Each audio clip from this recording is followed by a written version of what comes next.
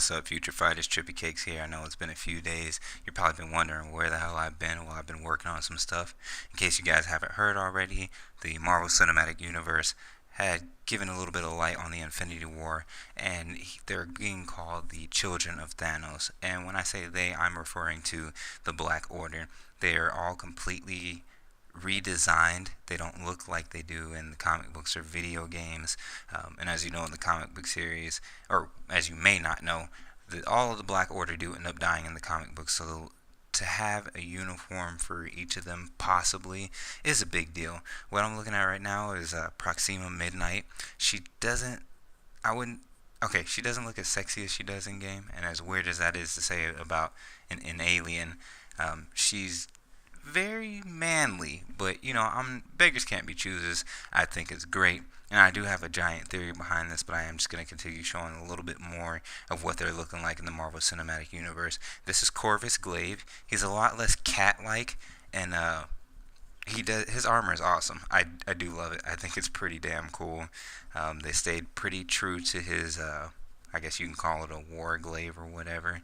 He did actually have the most pictures out of him, and these are all just statues unveiling them.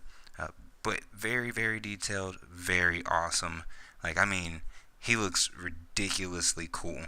Now, they did make a little bit of subtle changes, but then they did make some major changes as well. If you look at Black Dwarf seems to have gone through the biggest change.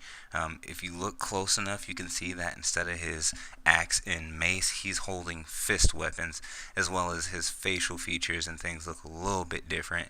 Thanos looks a lot more plain. But anyway, these uniforms that are, I'm not saying they're 100% confirmed or even 10% confirmed, but with this being said, that Marvel is known to take uniforms from movies.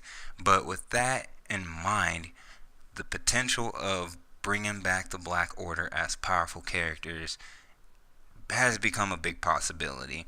As I've said in the past, I really stopped investing in the Black Order characters after maybe about two of them, and I had a much bigger roster compared to when the World Bosses first came out, and I wasn't as active, and I was just like, hey, I'll get them eventually or something like that. And then it turned into, hey, I got all these other characters, what do I need the Black Order for?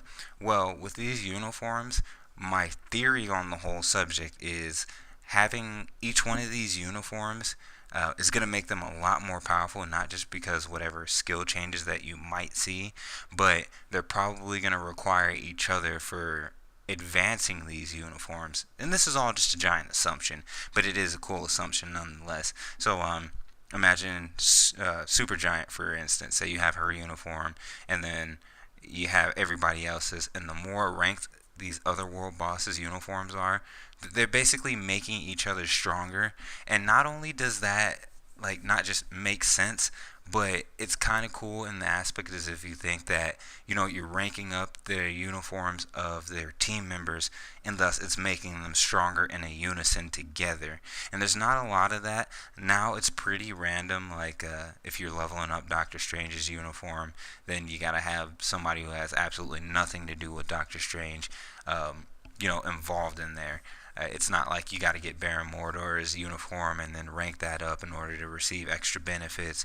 But I feel like if they did it this way, it could centralize them, and these characters can make a huge, huge impact and become even more game changers, and you'd be more likely to use them in like alliance battle and things like that. And again, this is all just me, with my own skepticisms about it.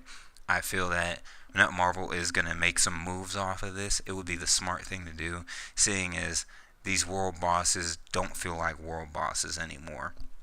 But again, I guess we'll just have to wait and see. I'm kind of excited for it. I've actually started working on my world bosses again. I just finished off Odin. I really didn't care for that. The only reason I did that is because I needed a really strong Universal hero for Alliance Battle Day. But this might be a game changer for the Universal Villain Day.